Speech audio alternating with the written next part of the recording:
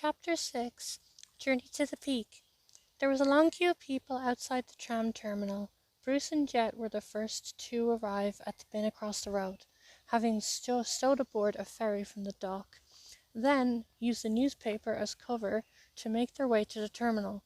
Donnie and Chuck had each donned a crisp packet on their heads by way of a disguise, but had been temporarily delayed by an overly eager litter collector who had shoveled them into his bin.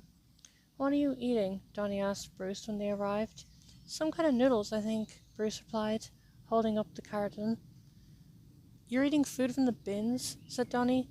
Bruce shrugged. "At least I'm not afraid of trying foreign foods." "Well, I hope you like foreign illnesses, too."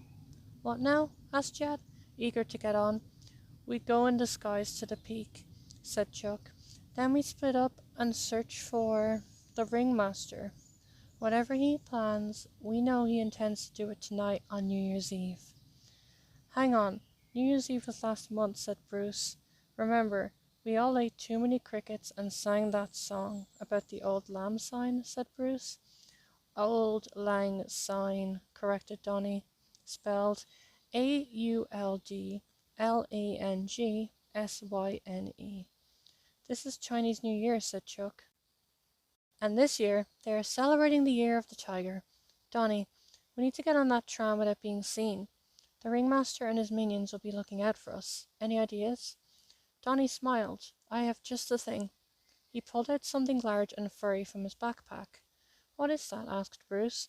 "It's a brilliant disguise," said Donnie. "It has hollow legs and 4 sets of eye holes in the body. I call it," he paused for dramatic effect, "Puppy." "Puppy," said Jet. P.U.P.P.Y, said Donnie. "Prototype undercover pretend poodle Udall. Prototype because it's the first one. Undercover because that's what it's for. And pretend poodle explains itself." "What about the Udall?" "That's just to make it spell puppy," replied Donnie. "Won't a stuffed toy dog look more suspicious than just us as we are?" asked Jet. Chuck shook his head. "The ringmaster won't be looking out for a poodle," he replied. "Even a pretend one."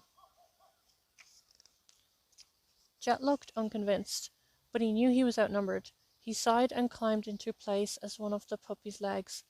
The Meerkats had to jump in time to make the puppy look like it was walking, but anyone watching closely would have noticed that one of the poodle's back legs was always out of time with the rest. "Bruce, please keep it up," said Donnie. "Sorry, I was just finishing the spring roll." "From the bin? Where else?" "Disgusting." The odd-looking poodle moved through the crowds to the front of the tram queue. It quickly got rid of an over-friendly terrier with a swift whack from Jet's nunchucks, but an annoying little English boy on board was harder to scare off. "Doggy," said the boy. "Look at the doggy, mummy." His mother ignored him. "Doggy," he said, pulling its tail. "Get out of it," snarled Bruce. The child stared blankly at the dog. "Talking doggy," he said. "That's nice, dear," said his mother. "Now come along." At the Peak, the meerkat poodle followed everyone off the tram and headed for a spot with a good view of the brightly lit skyscrapers that towered over the city. "Tonight, people all over the world will be watching this spectacular event," said the voice through the loudspeaker, "and on the ground there are performances and celebrations for everyone to enjoy." The Peak was full of stalls selling strong-smelling food and glowing lanterns. In amongst them, street acts entertained the crowds. "Hey, look, an acrobatic show. I love acrobats," said Bruce, suddenly stopping, with one of its back legs rooted to the spot. The meerkat poodle was brought to a standstill.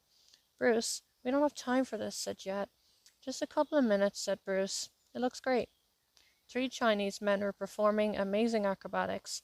They jumped onto each other's shoulders, lifted each other in the air, and performed triple somersaults effortlessly, causing the crowd to ooh and ah. The smallest of the men then scrambled up a long pole with the speed and agility of a monkey. "Come on, Bruce," said Donnie. "We're wasting time." "Yes, Bruce, there's a time and a place for watching street performances," said Chuck, "and this is not it." "But it's the big finish," said Bruce. The largest of the 3 men stood with his arms outstretched, holding the other 2, before they both flipped into the air, turned a somersault, and landed by his side. "Thank you," he said. "My name is Stan Ding, and this is Wob Ling and Jum Ping." The other two acrobats bowed. "Please give generously if you enjoyed the show." "Great. Can we go now?" said Jet impatiently. "Hold on. I want to get their autographs," said Bruce. Suddenly the meerkat poodle found itself being dragged along by its back leg. "Bruce, stop," said Donny. "This isn't going to work.